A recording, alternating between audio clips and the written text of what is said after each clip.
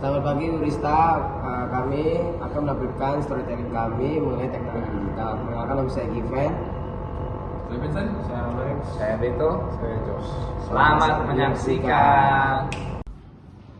Wih guys, kalian pernah tahu nggak sih mengenai perkembangan teknologi digital dan perannya dalam kehidupan manusia? Kayak sistem bilangan digital, gerbang logika, penyimpanan digital, dan dampaknya apa aja bagi kehidupan manusia? Menurut gue ya, teknologi digital itu berkembang sangat pesat dan mempengaruhi hampir semua aspek kehidupan manusia, terutama dalam perkembangan komputer tahu. Itu banget sih menurut pendapat gue ya. Jika kita melihat sejarah, komputer tuh mengalami perkembangan dari generasi pertama hingga generasi modern. Ya awalnya tuh komputer berukuran menggunakan tabung vakum yang berukuran sangat besar dan membutuhkan energi yang banyak. Nah, kemudian berkembang menjadi komputer di generasi kedua yang menggunakan transistor. Ukurannya lebih kecil dan lebih efisien. Setelah itu muncul circuit terpadu dan mikroprosesor yang membuat komputer semakin cepat dan canggih. Nah, jadi sekarang itu tuh komputer nggak cuma dipakai buat perhitungan, tapi dia itu juga dipakai buat komunikasi, pengolahan data, pendidikan, bisnis, terus berbagai bidang lainnya. Perkembangan komputer tentu berkaitan dengan proses transmisi data kan? Apakah ada yang dapat menjelaskan apa itu transmisi data? Menurut gue ya, transmisi data itu proses pengiriman informasi dari suatu perangkat ke perangkat lainnya melalui media tertentu seperti kabel, gelombang radio, atau jaringan internet gitu. Contohnya juga tuh saat kita mengirim pesan melalui internet atau mengunduh file dari suatu situs. Data tersebut dikirim dalam bentuk sinyal digital dari pengirim ke penerima. Nah, dalam proses transmisi data, kecepatan dan keakuran itu sangat penting. Oleh karena itu digunakan sistem digital yang memungkinkan pengiriman data secara lebih stabil dan efisien. Nah, terus transmisi data itu juga menggunakan sistem bilangan digital, terutama sistem bilangan biner.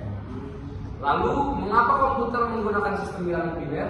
Karena gini Ben, komputer tuh bekerja, dia tuh cuma mengenal dua kondisi, yaitu menyala sama mati. Nah, kondisi menyala itu angka 1, kondisi mati itu angka 0. Oke.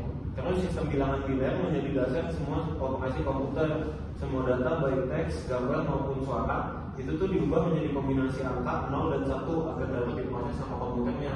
Selain sistem bilangan biner, terdapat juga sistem bilangan lain seperti desimal, oktal, dan hexadesimal yang digunakan untuk mempermudah representasi data dalam sistem komputer. Nah, dari sistem bilangan biner tersebut muncul konsep gerbang logika yang menjadi dasar pengolahan data yang ada komputer.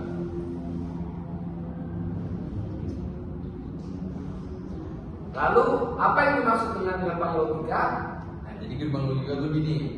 Nah, jadi gerbang logika adalah rangkaian elektronik yang digunakan untuk mengolah sinyal digital berdasarkan aturan logika tertentu.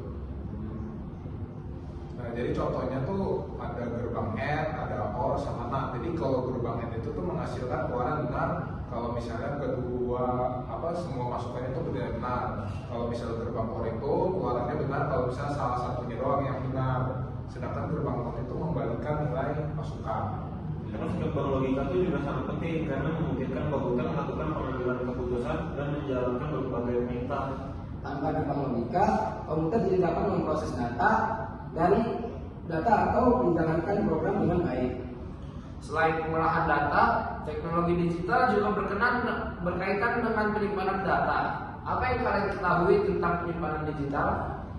Oke, penyimpanan digital adalah teknologi yang digunakan untuk menyimpan data dalam bentuk digital sehingga dapat digunakan kembali di kemudian harinya. Jadi contohnya bisa menjadi hard disk, flash drive, kartu memori, dan penyimpanan berbasis cloud. Teknologi memungkinkan kita menyimpan data dalam jumlah besar dengan mudah. Nah, jadi penyimpanan digitalnya juga memudahkan kita tuh akses data kapan aja dan di mana aja selama kita ada internet. Tapi penggunaan penyimpanan digital juga udah mempunyai resiko tahu, contohnya kayak kehilangan data akibat kerusakan perangkat atau serangan cyber. Nah, benar tuh. Oleh karena itu, keamanan data menjadi hal yang sangat penting dalam teknologi digital. Nah, jika kita melihat secara keseluruhan, teknologi digital memberikan banyak dampak bagi kehidupan manusia. Nah, jadi dampak positifnya tuh ada mempermudah komunikasi jarak jauh, bisa mempercepat inovasi, meningkatkan efisiensi pekerjaan sama mendukung perkembangan pendidikan. Selain itu, teknologi digital juga membantu perkembangan ekonomi digital seperti perdagangan elektronik dan layanan berbasis internet. Tapi teknologi digital juga punya dampak negatif tahu, kayak ketergantungan terhadap perangkat digital, penyalahgunaan informasi, serta berkurangnya interaksi sosial secara langsung. Ada juga tahu masalah keamanan data dan privasi yang harus diperhatikan oleh pengguna teknologi digital. Nah, jadi oleh karena itu penggunaan teknologi digital harus disertai dengan sikap bijak dan tanggung jawab. Nah, makanya itu guys, kita sebagai generasi muda tuh harus mampu memanfaatkan teknologi digital buat hal-hal yang positif sama bermanfaat. Dengan memahami dasar-dasar teknologi digital seperti sistem bilangan, transmisi data dan bilangan logik dan gerbang logika, kita dapat menggunakan teknologi dengan lebih baik. Jadi kesimpulannya tuh teknologi digital telah berkembang pesat dan memberikan pengaruh besar terhadap kehidupan manusia, baik dalam bidang pendidikan, komunikasi maupun ekonomi. Semoga lah ya dengan perkembangan teknologi digital yang berlangsung, kita dapat menciptakan inovasi yang bermanfaat bagi masyarakat. Sekian merupakan storytelling dari kelompok kami. Terima kasih. Terima kasih.